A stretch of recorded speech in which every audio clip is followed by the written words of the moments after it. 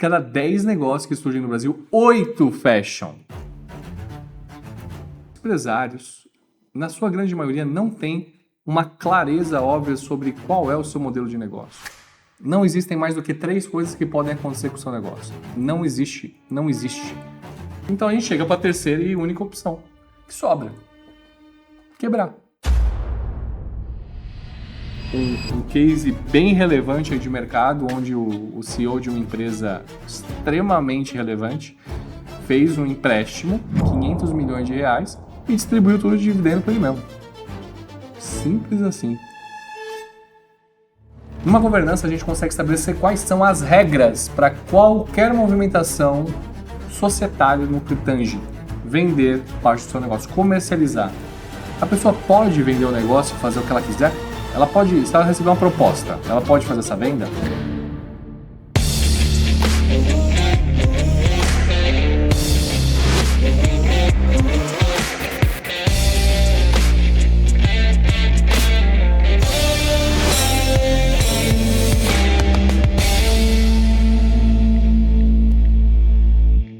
Olá pessoal, sejam muito bem-vindos para mais um episódio de O Conselheiro. Eu sou o Vitor Guantequeira, sou host e apresentador e vamos ter um episódio especial hoje de novo. A gente fez um episódio há pouco tempo atrás falando justamente sobre toda essa jornada, né, de como eu construí toda essa metodologia de ser conselheiro de empresa e qual foi os principais percalços. A gente abriu para dúvida, pergunta. E foi muito proveitoso. É o vídeo mais visto agora do canal, mais 65 mil visualizações. Então a gente vai fazer mais um voltado justamente para provavelmente as principais dúvidas que você pode ter. Ou como acontece esse caminho, caso você, empresário, esteja pensando, já tenha ouvido falar sobre esse trabalho de conselheiro e o que você deve esperar desses modelos de conselho. E se você também está atuando ou tem a ambição de atuar como conselheiro de empresa, você vai ter agora aqui um manual de introdução geral de como ingressar nisso, né? Quais são os principais temas e assuntos que a gente vai olhando nessa jornada, né? Estabelecendo o que é um conselheiro de empresa. Antes de mais nada, mais ligado do que o tema impossível, porque a gente vai falar de muitos temas de ligação direto, é preciso agradecer a BCCO. A BCCO é patrocinadora aqui do podcast O Conselheiro. A BCCO é uma contabilidade voltada para a parte de gestão estratégica do seu negócio, exatamente. Se você hoje é empresário, tem sua contabilidade e você tem recebido no fim do mês a DARF para pagar os impostos e uma vez por ano a declaração do imposto de renda da sua empresa, adivinha só, você está deixando muitas oportunidades na mesa. A BCCO é a única contabilidade que eu já tive contato que um dos donos, sócio proprietário Walter, me disse que ele mandou embora um cliente, agora na verdade é o segundo, essa semana mandou esse mês. Mas ele me atualizou que ele mandou o segundo cliente embora. Isso mesmo, a contabilidade mandando o cliente embora. Só que o fato principal é por que está mandando esse cara embora? Porque o cliente não teve tempo para receber a contabilidade e desenhar o plano estratégico. Então, qual contabilidade quer encaminhar junto com o empresário, mostrar todas as oportunidades que estão na mesa? Afinal de contas, tem muita oportunidade, é dinheiro na mesa. Então, se você quer alguém para acompanhar dessa forma, procura a BCCO. E a pergunta que eu faço para você, que eu sempre faço é: quando foi a última vez que a sua contabilidade visitou a sua empresa? Então, entre em contato com a BCCO aqui, vai ser um grande prazer para eles falarem com você. E também preciso falar, estamos no podcast Conselheiro, preciso falar da Advisor Club. Se você tem interesse em tornar-se conselheiro de empresa para capital fechado, a Advisor Club é com certeza a formação que está caminhando perfeitamente junto com você, porque ela atende quais são as principais dores do mercado. Não só como você estruturar a sua posicionamento todo como conselheiro, como também como conseguir todos esses negócios. Afinal de contas, em um ano, partimos em 2025 de R$0 sob gestão e concluímos 2025 com mais de 2,5 bi geridos em mais de 18 empresas e negócios. Então a gente pode dizer com segurança que a gente tem um belo do modelo. Agora a gente está ultrapassando 3,2 bi, então realmente é um crescimento muito grande, só que agora não dá mais para entrar nas empresas, por isso agora a gente está fazendo formações de diversos conselheiros. E a gente teve um recorde, Sil. A gente teve um dos nossos mentorados que conseguiu o primeiro negócio em apenas 26 dias. Ou seja, antes dele pagar a primeira parcela da formação, ele já teve ROI de todo aquele valor que ele investiu. A gente vai trazer ele aqui, viu? Então acompanhe as próximas semanas, deve ter a presença dele aqui falando mais sobre essa jornada. Mas agora vamos para o que interessa, né, para o tema principal do negócio ali, que afinal de contas, onde começa esse trabalho de conselheiro? Você é empresário, você que tem ambição, vontade de se tornar conselheiro, que fala, cara, isso é para mim. Afinal de contas, por onde se começa um trabalho como conselheiro de empresa? Tem muitas vertentes que a gente consegue analisar. Eu não vou falar exatamente sobre as mais específicas, mas eu vou falar de três principais e vou bifurcar sobre elas que acontecem em todos os negócios. Não teve nenhum dos negócios que não está dentro dessa metodologia. Essa metodologia eu desenvolvi justamente abordando e criando diversas empresas. Então, entendendo o que funciona, o que não funciona, quais são as dores dos empresários em 18 segmentos diferentes e níveis de complexidade diferentes, para vocês terem uma ideia. Eu falo de 3,2 bilhões, só que para vocês terem parâmetro disso. A menor das empresas que a gente fez a gestão no ano, desde o começo de 25 até agora, é uma empresa que fatura, por exemplo, 600 mil reais por ano. Uma empresa que fatura 600 mil reais por ano, se dá mais ou menos um faturamento de 50 mil reais por mês.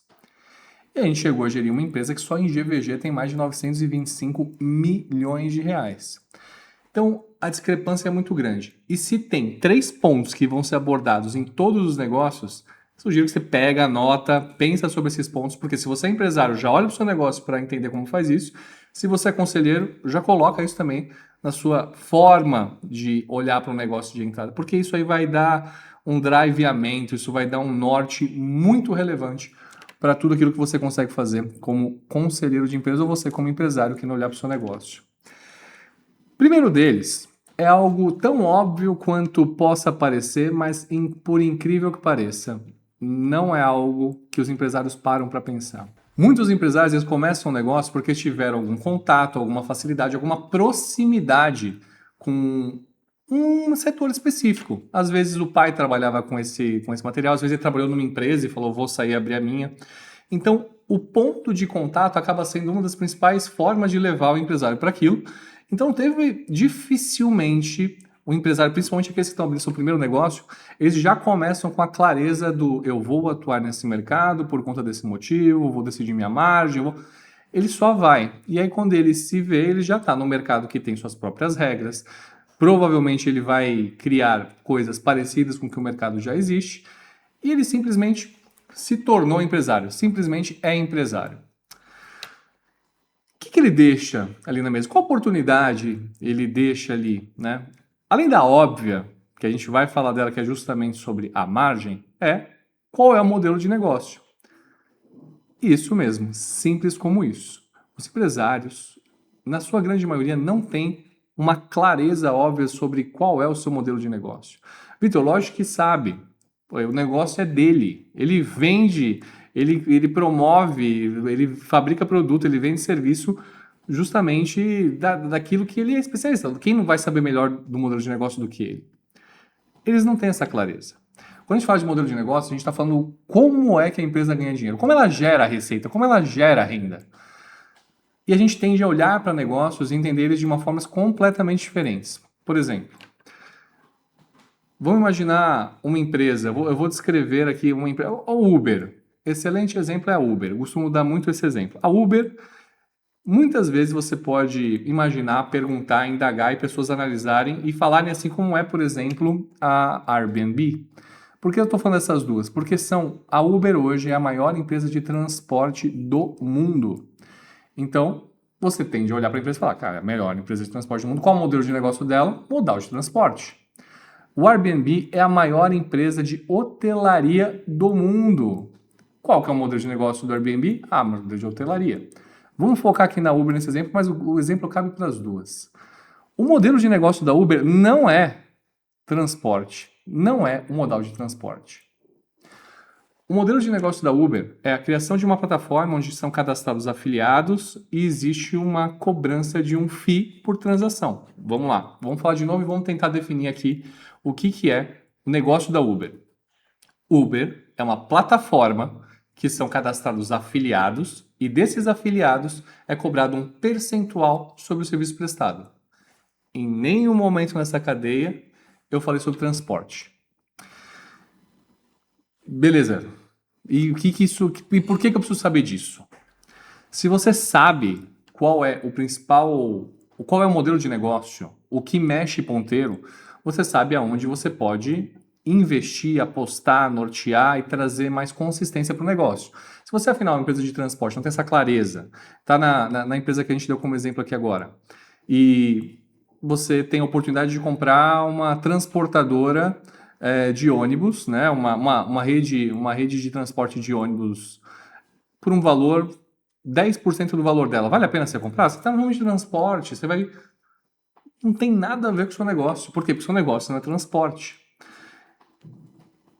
Eu vou dar mais um passo para mostrar o quão importante é isso. Não só na tomada de decisão, mas também na relevância disso frente ao empresário. Vamos supor que essa empresa quebre. Quebrou a empresa. O conhecimento do sócio fundador, do empresário que conduz esse negócio, não é transporte. Obviamente que ele trabalha. Transporte é um meio, mas o fim daquilo não é. O fim é a plataforma. E surge uma demanda de uma startup, por exemplo, que ela está criando uma plataforma para supply chain, onde seriam cobrados percentuais de transportadoras, de caminhoneiros independentes, para fazer o transporte de cargas em âmbito nacional, por exemplo. Quem seria a pessoa que teria uma expertise, que teria um conhecimento possível, que teria bagagem suficiente para conseguir estruturar e conduzir esse negócio? Alguém que já trabalhou com transporte ou alguém que trabalhou com uma plataforma de cadastro de afiliados para que seja cobrado um percentual de cada transação realizada? É esse cara.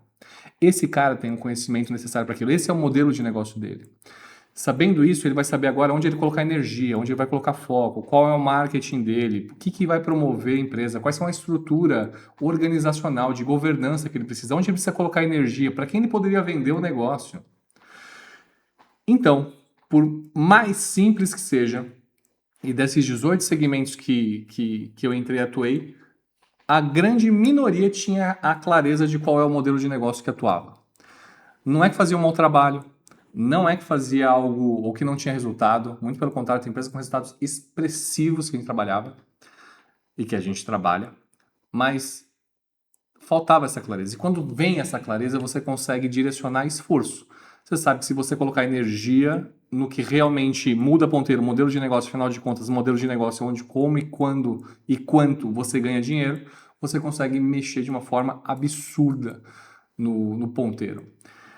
O segundo, que tem a ver com esse modelo de negócio, mas não é nem o segundo ainda, que tem a ver com o modelo de negócio só para a gente encerrar esse primeiro bloco. Tem a ver com a margem. Eu falei que ia falar um pouco de margem.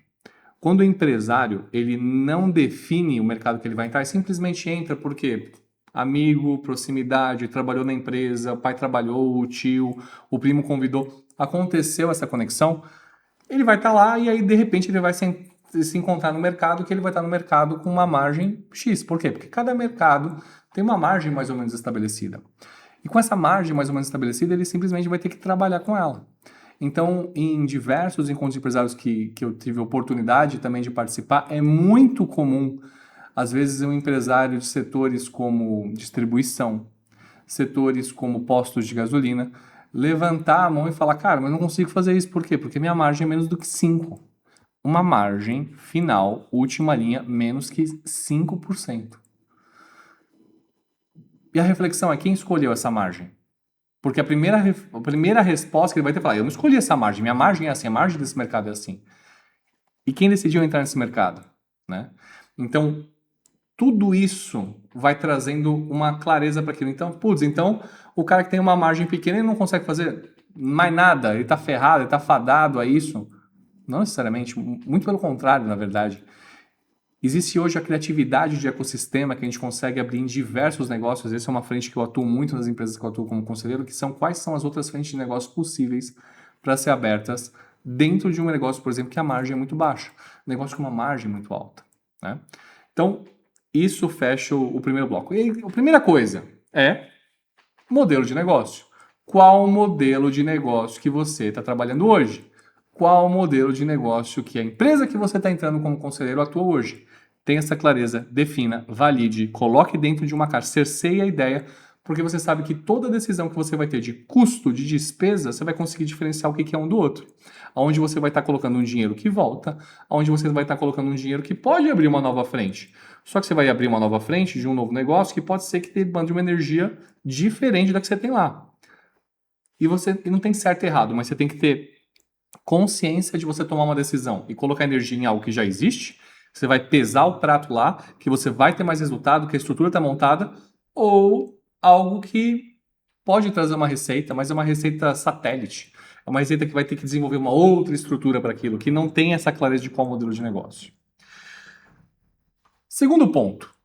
Esse primeiro ponto já é um ponto. Os 3 pontos, na verdade, eles são óbvios e simples, mas não é porque eles são simples que é fácil. Assim como emagrecer. Emagrecer é super simples.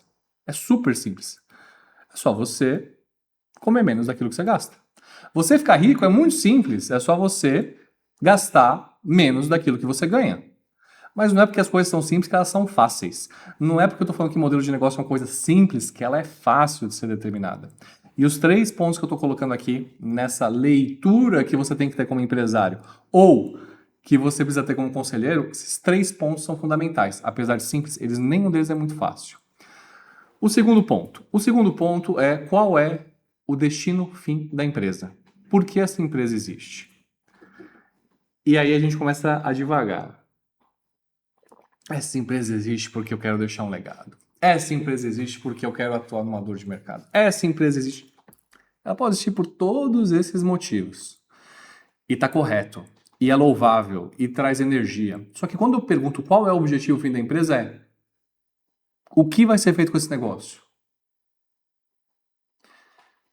A resposta disso está totalmente atrelada também ao terceiro ponto que eu não vou falar agora. Mas o que eu vou fazer com esse negócio? Vitor, o que eu posso fazer com esse negócio? Você pode fazer tanto quanto 3 coisas. Não existem mais do que 3 coisas que podem acontecer com o seu negócio. Não existe. Não existe. Então você tem que tomar uma decisão frente a 3 opções. Olha como é fácil. Você só tem 3 opções. Você precisa definir qual é o objetivo da empresa. Opção número 1, vender o negócio. Todo negócio é vendável. Todo negócio é vendável e muitos negócios precisam ser preparados para ser vendidos. Então o meu negócio é personalíssimo. É possível você estruturar braços que vão caber uma venda. Mas meu negócio não tem mercado de M&A, de compra e venda de... É possível você estruturar para isso. Então, assim, a primeira decisão é, o seu negócio, você está com o seu negócio para ser vendido? Vamos supor que a resposta seja não. Beleza, não quero vender meu negócio. Não estou construindo meu negócio para aquilo. Seja você como empresário refletindo agora ouvindo isso, seja você como conselheiro olhando para o negócio e recebendo feedback de não, o objetivo não é vender o negócio. Segunda opção que pode acontecer com o seu negócio. Vou herdar, eu vou suceder. Eu construí tudo isso aqui para deixar para os meus filhos, para o meu legado, para os meus parentes, para deixar algo aqui diferente. Então, a sucessão é o objetivo desse negócio. Ótimo. Incrível também, muito valioso essa possibilidade, mas existem alguns fatores que são numerais que a gente precisa avaliar para isso. Primeiro daqueles que todo mundo está cansado de saber, mas vamos falar um pouquinho deles, que é de todos os CNPJs que surgem, né? Quantos sobrevivem mais do que 5 anos no Brasil? A gente sabe que é uma ínfima minoria. É uma quantidade muito pequena. De cada 10 negócios que surgem no Brasil, 8 fecham. 80% dos negócios fecham nos primeiros 5 anos. Isso é um dado que por si só já chama atenção a ponto de você olhar para empreender, olhar para abrir um negócio e falar, opa, não é uma coisa tão simples. Mas você vai lá, você insiste, você vence, você transforma e faz com que o negócio realmente aconteça. E está dentro desses 20% que deu certo. Sua empresa tem 10, 15, 20, 30 anos. E aí você fala disso que a empresa vai ser para ser herdada. Legal. Mas a empresa vai ser herdada. A empresa sendo herdada, qual é o índice de empresas herdadas que dão certo? Você aquela coisa, a sua mãe já dizia para você, né? Você não é todo mundo, mas assim, você precisa entender o que os números dizem. E você tem que fazer o seu esforço e a sua força para que seja acontecido o que é melhor para você. Mas, dados do IBGE mostram que empresas que passam por uma sucessão, na geração dos filhos, elas quebram em 70% dos casos. Só 30% das empresas que são herdadas, elas conseguem sobreviver na segunda geração. Pô, Vitor, legal. Então é um índice menor ainda do que o de criação. Sim. Quando a gente cria um negócio, a cada 10, 8 quebram. Quando você herda um negócio, a cada 10, 7 quebram. Porém, se a gente der mais um passo na cadeia, ou seja, aqueles que vão para a terceira geração, a gente chega no índice de 86% quebram. Então, um negócio que tinha 20% de chance de dar certo, se você está planejando suceder, ele tem estatisticamente uma chance de 70% de dar errado na primeira leva, com sua primeira cadeia de herdeiros, e 86% de dar errado, né, para a primeira cadeia 70%, e 86% de chance de dar errado para a terceira cadeia, para a terceira geração. É algo para ser levado em consideração. E não tem certo e errado. Então, mas vamos supor o seguinte, fala, não, Vitor, não quero vender um negócio. Sua primeira resposta, não quero vender um negócio. Eu não tenho filho também, não tem para quem deixar, né? Herdar não é uma possibilidade. Então a gente chega para a terceira e única opção, que sobra. Quebrar. Fechar. Encerrar o negócio. Não existe outra coisa para fazer com o negócio. O negócio só tem esses 3 fins possíveis. Ou ele vai ser extinto, fechei, não quero mais, mesmo com lucro. Eu já tive empresas, inclusive, que eu fiz alguns M&As, que já estava funcionando com lucro, eu vou encerrar. Ela resolveu encerrar. Desacelerou, encerrou as operações. Empresa viva, latente, encerrou as operações. A gente já teve empresa que quebrou, empresa que não tem outra coisa para acontecer com o negócio. Então, ela vai ser extinta. Então, você tem 3 opções. Agora que você tem clareza dessas 3 opções, você precisa direcionar o seu negócio para uma das 3, e se você é conselheiro, você precisa ter clareza para uma das 3. Vamos dizer então que 3 é demais? Que tem uma ali que ninguém quer? Que tem uma que não tem motivo para existir, salvos raríssimas exceções, que aí eu não vou entrar nesse mérito, mas algumas estratégias de recuperação, de passivo, de dívida, não vou entrar nesse mérito, mas ninguém quer encerrar um negócio, que o negócio seja extinto. Só sobram 2. Ou você vai vender o negócio ou você vai suceder. Suceder o negócio tem um altíssimo índice de quebra na segunda geração e mais alto ainda na terceira. Vender o negócio acaba sendo uma das opções mais validadas e almejadas quando você traz essa clareza para a mesa, abre as opções e o cara fala, quero essa. Provavelmente essa opção que ele fala é a opção de quero vender o negócio. Então, primeiro ponto, modelo de negócio. Segundo ponto, o que vai acontecer com o negócio. E o terceiro ponto, que está diretamente relacionado com os outros, é qual é o planejamento estratégico do negócio. Você precisa desenvolver um planejamento estratégico do negócio com um futuro maior possível para que você consiga visualizar o negócio, para que você consiga entender o que vai ser feito com o negócio, para você entender tudo aquilo que precisa ser construído em 6 meses, em 1 ano, plano de 5 anos, plano de 10 anos, precisa ter isso. Não adianta ficar só na cabeça, você precisa estruturar, desenhar, colocar isso para fora, para que isso aconteça, porque isso, combinado com os objetivos, você começa a ter um macro para a tomada de decisão. Porque vão surgir oportunidades. Vão surgir oportunidades de novos negócios, vão surgir oportunidades de comprar concorrente, vão surgir oportunidades de investir em um outro segmento, dividir energia, vai um sócio para cá, outro para lá, vai surgir diversas opções. Só que se você tem já desenhado qual é o plano estratégico do negócio, vai facilitar muito a tomada de decisão. Que, de novo, não tem certo e errado. Tem tomar uma decisão consciente daquilo que você está abrindo mão e consciente daquilo que você está se empossando. Então, tem toda essa construção. De modelo de negócio, acho que ficou muito claro como você precisa investigar para chegar lá. Agora, vamos falar do segundo, porque definir que o negócio vai ser vendido é um passo. Um passo. que acontece depois de você definir isso? Não, sim, botei o PIN ali, o meu negócio eu quero que seja vendido. Primeira coisa que precisa ter clareza para isso. Um processo de M&A, um processo de compra e venda de uma empresa está cada vez mais estruturado, cada vez mais padrão, cada vez mais constituído. Eu participei de alguns M&As no mercado de capital aberto quando trabalhava como executivo e em 2025 eu concluí 7 M&As e agora em 2026 o 8º M&A. Então posso dizer também que eu acabei tendo uma experiência vasta, bem relevante nessa compra e venda de empresas. Isso mostra algumas coisas. Isso mostra que existe cada vez mais uma metodologia por trás. Isso mostra que existem algumas práticas de mercado que são tidas como boas práticas e algumas coisas que você pode acabar fazendo no seu negócio que podem te levar para algo que vai desvalorizar a venda do seu negócio, que vai desvalorizar o valuation. Valuation é quanto a empresa vale. Estabelecer essas premissas, esses parâmetros são tão importantes quanto o plano estratégico em si. Porque vai lá, ponto 1. Eu quero vender meu negócio. Ótimo.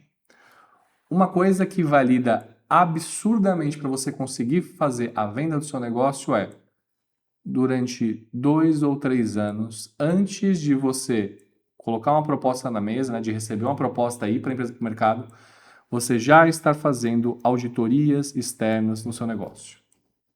Uma auditoria externa, ela vai trazer uma chancela de alguma outra instituição que consegue olhar para o negócio e falar tudo que está alinhado, de acordo, com boas práticas de mercado, com compliance, com processo. Isso tudo vai colocar um olhar externo, porque independentemente da due diligence que seja feita, e due diligence é o termo que a gente dá para uma avaliação de um negócio de terceiro, né, para ele poder ser comprado, nenhuma due diligence vai substituir 2, 3 anos de uma auditoria externa sendo feita de uma forma interessante. Você não precisa contratar uma das maiores, das Big Fours, para fazer a auditoria do seu negócio, mas você precisa necessariamente ter alguém lá olhando para o seu negócio. Então, porque é um custo que vai retornar absurdamente, vai se transformar em dinheiro de uma forma absurda. Por quê? Porque quando a gente chega em valuation, a gente vai chegar em múltiplos de mercado. A gente vai chegar em sistemáticas de cálculo. Ótimo.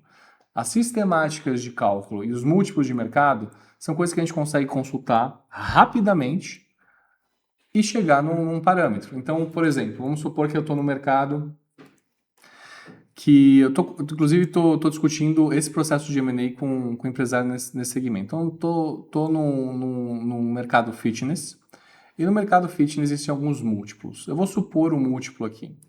Vamos supor que o múltiplo do mercado fitness seja 2,5 para quando o imóvel não seja próprio e de 4 quando imóvel, estrutura e tudo é próprio.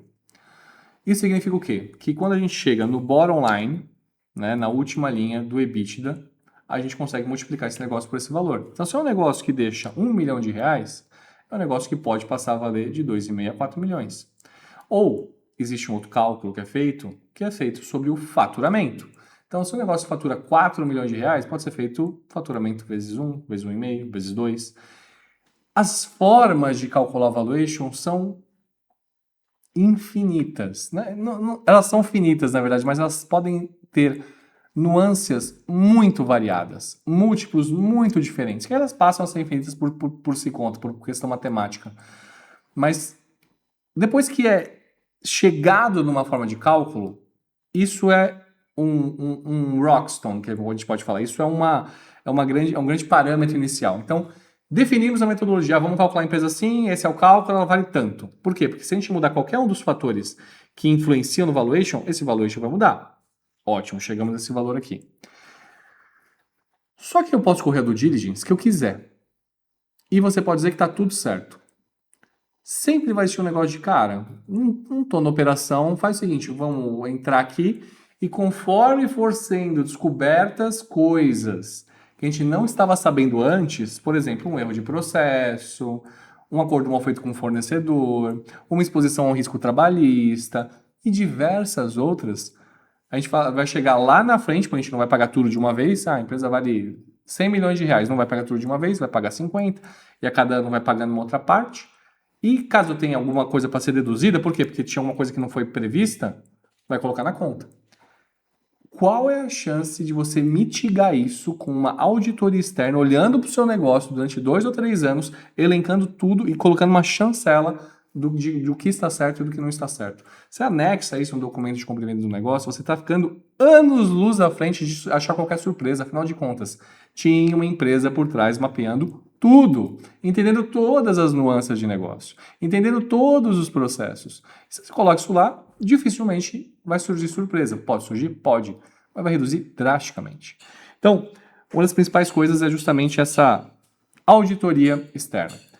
A segunda tem a ver com empresas um pouco menores, mas não apenas, tá? Inclusive, a gente está vivendo um case bem relevante aí de mercado, onde o CEO de uma empresa extremamente relevante fez um empréstimo, né, com uma instituição financeira de, se não me engano, de 500 milhões de reais e distribuiu tudo de dividendo para ele mesmo.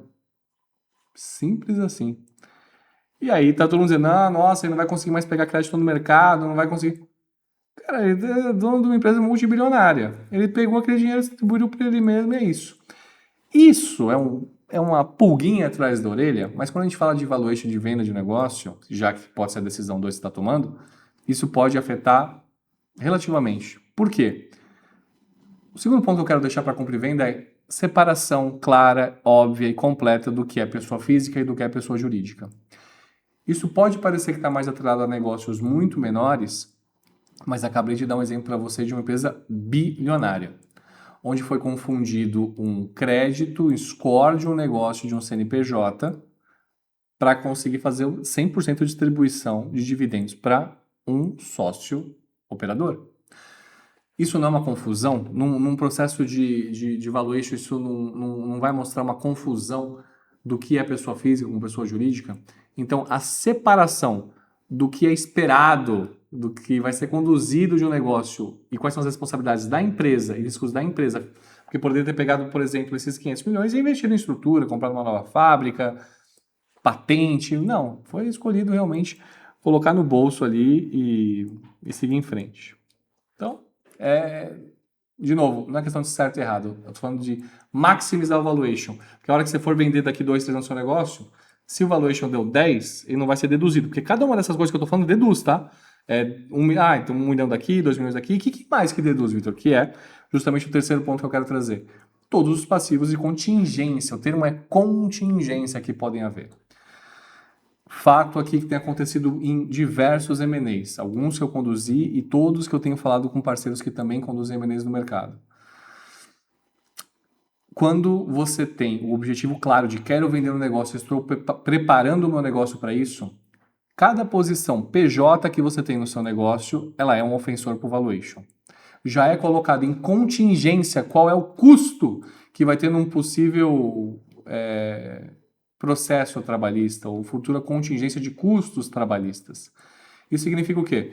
Que se você tem, e isso vai diferenciando de posição para posição. Eu já tive acesso a valuations onde cargos diretivos com menos de 2 anos tiveram uma dedução de 2 milhões de reais no valuation. Cara, 2 milhões de reais, se você fez um valuation de um negócio que vale, sei lá, 30 milhões de reais, e você vai deduzir 2 milhões de reais só porque o diretor que você contratou é PJ, você está perdendo ali, sei lá, 8, 7,5%, 8% do seu negócio, simplesmente por conta do modelo de negócio, do trabalho. Tem contingência trabalhista, tem contingência civil, tudo aquilo que pode... Eu dei um exemplo, né? Eu dei um exemplo de uma boa prática de mercado, que é, por exemplo, essa contingência. Então, pesquise quais são as contingências, principalmente do seu meio. Pesquise quais contingências estão latentes no mercado. Porque isso você precisa incluir no seu plano estratégico. Porque se você for ter clareza disso 3 anos atrás, você consegue preparar a sua empresa para aquilo, né? Porque você vai desligando essas pessoas, ou vai transformando em contrato de trabalho e tudo mais, e aí chega uma hora que não é mais um ofensor. E aí quando você vai vender o negócio ou vai fazer essa negociação, ele está montado. Quarto ponto, previsibilidade de receita. Você ter uma boa previsibilidade de receita é muito, muito importante. Se você tem uma baixa concentração de... Isso depende muito de mercado para mercado, tá? Então tem mercados que aceitam que você tenha poucos clientes. Vou dar um exemplo de um mercado também que eu atuo. É um mercado basicamente de licitação pública, onde os contratos são muito longos. Então tem um cliente que fatura mais de 200 milhões de reais, só que ele tem praticamente quatro grandes clientes. Quatro. Ah, mas ele está com um risco absurdo, porque se um sai e tal. É característica do negócio.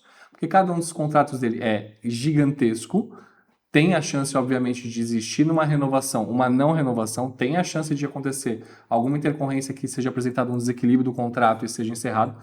Existem tudo isso, só que aí você coloca já na própria contingência do negócio.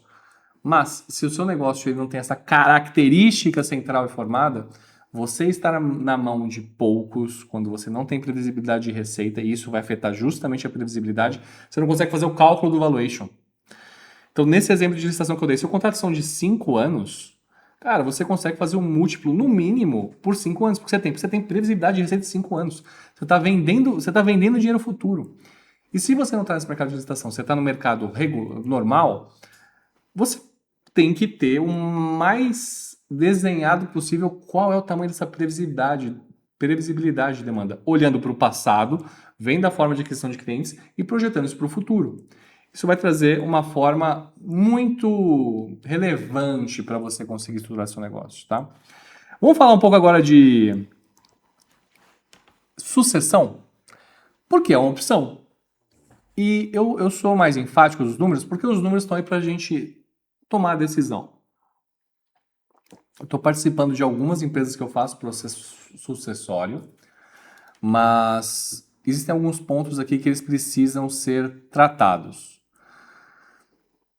O primeiro e óbvio é que assim, eu vou tocar nele brevemente porque pode parecer simples, mas assim, o desejo de sucessão tem que ser do herdeiro. Ponto 1. Ponto 1. O herdeiro tem que ter a vontade, o ímpeto, a falar que ele quer e demonstrar e trabalhar que ele quer participar e suceder desse negócio. Ele quer. Então não é eu vou preparar meu filho ou minha filha para isso.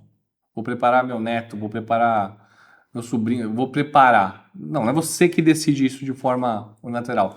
Essa pessoa tem que ter esse ímpeto para que seja direcionado dessa forma. Então isso é o básico.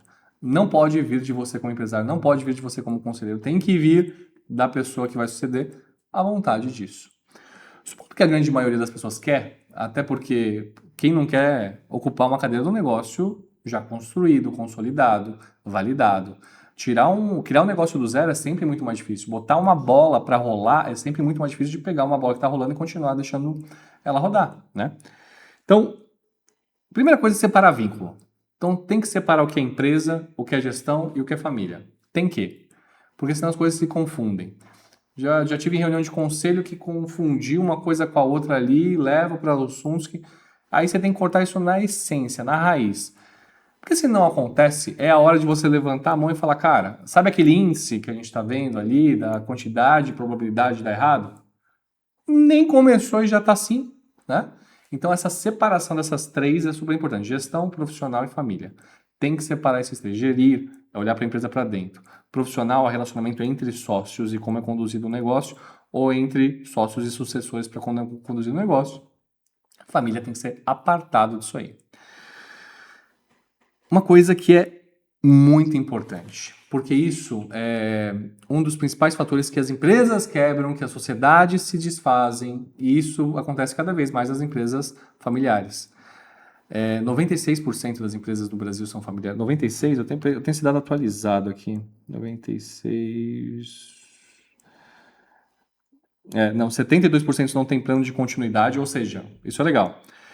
72% das empresas não tem plano de continuidade. Ou seja, se a gente está falando que podem quebrar até 30% e 72% nem tem alguma coisa estruturada para sucessão, a gente está no espectro bem pequeno. Aí vai ficando cada vez menor.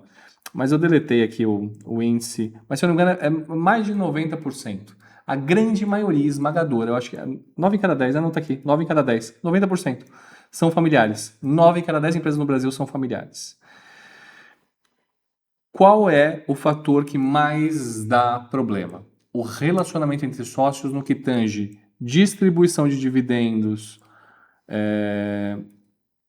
toda a governança, como vai ser feita a sucessão, como você pode fazer algum tipo de exit, de venda do negócio.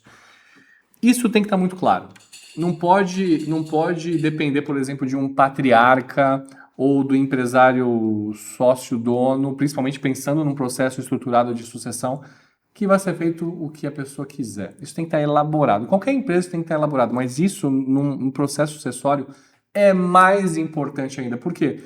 Porque quem está sendo preparado tem que ter, primeiro, a clareza que o negócio é estruturado e, segundo, não ter dúvida do que está sendo feito numa distribuição de dividendo. E se a pessoa já tem algum share do negócio, que é muito comum acontecer, muito comum, vou dar um pedacinho para o herdeiro já para ele ir se ambientando, né? E há um tempo atrás era obrigado a colocar 2 pessoas no contrato social, muitos mantiveram assim, com um filho, com um percentual de 1%. Mas assim, vou deixar um pedaço desse negócio. A pessoa pode vender o negócio e fazer o que ela quiser? Ela pode, se ela receber uma proposta, ela pode fazer essa venda? Como é feita essa negociação? Então, isso tudo a gente já tratou em alguns outros assuntos, né, outras conversas, mas vou dar só um ensejo aqui. Numa governança, a gente consegue estabelecer quais são as regras para qualquer movimentação societária no que tange vender a sua parte do seu negócio, comercializar. Seja vender para o mesmo sócio, seja vender para um sócio majoritário, seja vender, você tem uma parcela menor e vender, seja você tem uma parcela maior e vender. Você pode vender sozinho e colocar em contrato, você não precisa vender a do cara. Imagina você tem 95% do negócio, você vende sua parte e deixa para um grande grupo e deixa um pobre coitado com 5% do negócio lá que vai se perder naquilo. Vão diluir as ações do cara e vai passar a ter um negócio que não vale nada daqui a pouco. Você pode colocar no contrato que caso o majoritário venda, esse aqui também pode vender. Você pode colocar no contrato, inclusive, que o minoritário não pode fazer a venda do negócio sem a anuência, por exemplo, do majoritário. O majoritário tem que dizer como é, para quem, avaliar, validar para quem vai ser feita a venda. E num caso de estruturação familiar, isso passa a ser um setor, uma área muito relevante, porque isso vai tirar dúvida. Porque é comum, no decorrer dos anos, principalmente, você ser abordado de eu queria comprar seu negócio, nosso negócio é muito legal, você quer um sócio? Posso investir? Essas regras têm que estar já elaboradas. Independente se é sim, se é não, tem que estar claro. E mesmo que seja um negócio de bem aberto, tem que estar escrito. Não tem como você fugir disso, né? Um terceiro fator que eu costumo colocar aqui é justamente o preparo do sócio, mas também o mapeamento do perfil dele, né? Você não pode ignorar o perfil comportamental e o perfil profissional desse sucessor para saber se ele realmente encaixa ali ou não. Ele pode ser um sucessor e ser um sócio operador numa área não comercial, ou só de uma área comercial, ou de uma área de processos. Você entender quais são as características dele, você começa a direcionar ele para aquilo, do que se tornar um único dono. Se tornar um único dono, ter uma habilidade de gerir um negócio em todas as suas frentes, é algo que é muito mais complexo, né? Então, ter alguém que tem todas essas habilidades, tem que tá claro isso. Junto com a parte ali que a gente falou de toda a estruturação de governança, tem um último ponto que eu costumo deixar, que é toda a estruturação sucessória em caso de... E acontece, gente. E aí são os piores momentos. Mas então não deixe para falar nesses momentos.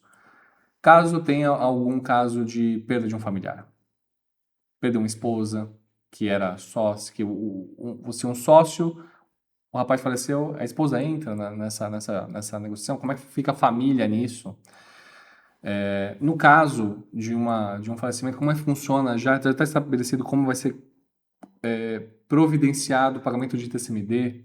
Então, tem essas amarras que elas talvez sejam um último ponto ali da estruturação de sucessão. Mas se tem o grande objetivo de suceder, por mais que pareça o último ponto, o benefício que ela vai trazer pode acontecer em qualquer um desses pontos.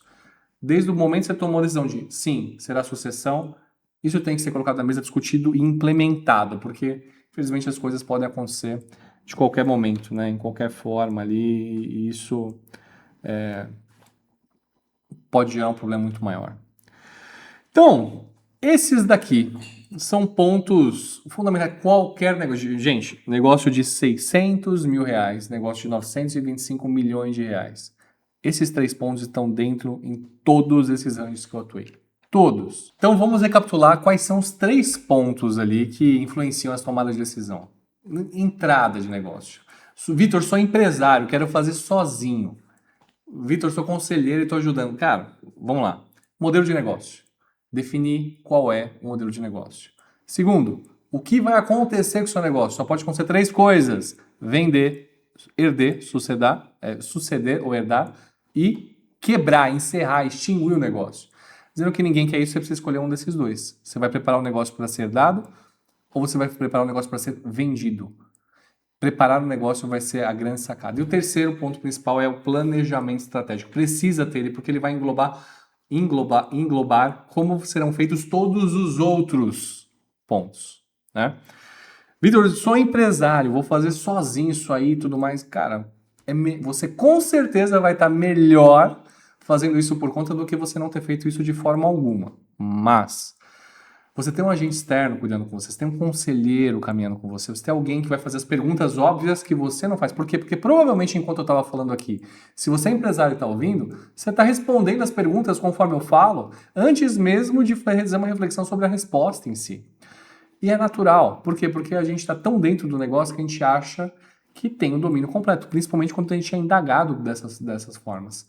Então, ter um agente externo, você pode ter certeza que vai trazer uma provocação muito relevante. Se você quer ter um agente externo, entre em contato aqui conosco também, porque temos conselheiros sendo formados aqui. Então, a gente consegue entregar alguém que vai estar com essa metodologia para ir olhar para o seu negócio e te passar aquilo que você realmente precisa que seja feito.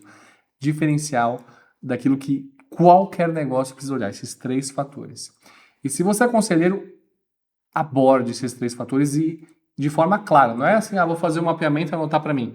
Isso tem que ser passado para o empresário. Para quando ele ser perguntado, ele saber qual é o modelo de negócio dele. Para quando ele ser perguntado, ele dizer que a empresa dele está sim sendo preparada para venda ou está num processo de sucessão. Não pode não ter uma resposta para isso. Porque para quem não tem um caminho para ir, qualquer caminho serve. E ninguém quer o terceiro. E se você não quer o terceiro, você precisa escolher um dos 2. Se você escolher um dos 2, escolhe. Porque se você não escolher e chegar o momento dele e você não estiver preparado, você vai perder muito dinheiro. Precisa escolher um deles. Certo? Então, espero que tenha feito sentido aí para vocês esses 3 pontos. E se você hoje é empresário e fala, cara, tá bom, eu preciso de tudo aquilo estruturado, eu preciso de uma auditoria externa, eu preciso ter balanço, fluxo de caixa, porque isso aí é o básico que uma auditoria externa vai pedir. Você precisa ter uma contabilidade que caminha junto com você na parte estratégica. Então, agradecer de novo aqui o nosso patrocinador, a BCCO. A BCCO é uma contabilidade voltada para a parte estratégica. Se você está preparando sua empresa para venda, ela é uma contabilidade que você precisa conversar. A BCCO, ela caminha junto com o empresário. A única contabilidade que eu conheci que demitiu clientes porque não queriam receber a contabilidade presencialmente para fazer o planejamento estratégico. Isso mesmo, presencial. A pergunta que eu faço para você é quando foi a última vez que a sua contabilidade visitou o seu negócio. Então, se a sua contabilidade está te mandando só a DARF no fim do mês e o imposto de renda uma vez por ano, você está deixando muito dinheiro na mesa. Não perca essa oportunidade. E se você é conselheiro de empresa ou quer se tornar conselheiro de empresa, ou já atua como conselheiro de empresa, mas quer saber como encontrar essas empresas, como se tornar conselheiro de múltiplos negócios, de múltiplos mercados, a Advisor Club é a formação que você estava esperando. A gente partiu do 0 em 2025 para 2,5 bi geridos até o fim do ano e agora 3,2 bi geridos. Nós temos os conselheiros que nós estamos formando estão conseguindo ROIs muito rápido. Mais de dezenas de milhões de reais sobre cada um deles. Tem conselheiro conseguindo seus primeiros conselhos com menos de 26 dias depois do onboard. Então, assim, é uma metodologia completa ali para entregar tudo aquilo que você precisa para realmente se tornar conselheiro de empresa na prática, de capital fechado. Não é nada daquela metodologia de capital aberto que você vai responder sobre aquilo. Você vai estar caminhando junto com o empresário, tratando a dor dele. Então, se você tem interesse, entre em contato aqui conosco, deixando o QR Code também. E foi um prazer aí conversar com vocês. Espero que tenham gostado. Eu vou deixar aqui meus dados também, né? Nunca esqueça, sempre esqueça de deixar meus dados. Então, Vitor Hugo Antequeira para me buscar aqui no Instagram. Segue lá eu tô deixando cada vez mais informações ali sobre o mundo aí de conselho. Siga a gente também no YouTube, no Spotify. E foi um grande prazer falar com vocês, pessoal. Até mais.